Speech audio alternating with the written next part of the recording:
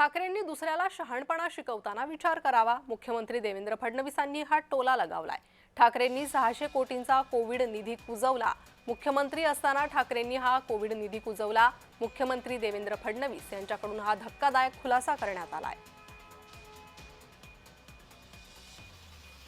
PM care फंडासारखा fund हा माजी मुख्यमंत्री उद्धवजी ठाकरे यांना तयार करण्याकरता केंद्र सरकारने परवानगी दिली।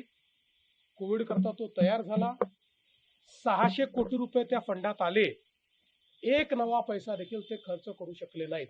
आणि आज अवस्था अशी झाली आहे की तो फंड सीएजीच्या नॉर्म्सप्रमाणे कोविड करता तयार झालाय, त्यामुळे इतरत्र खर्च करता येत नाही।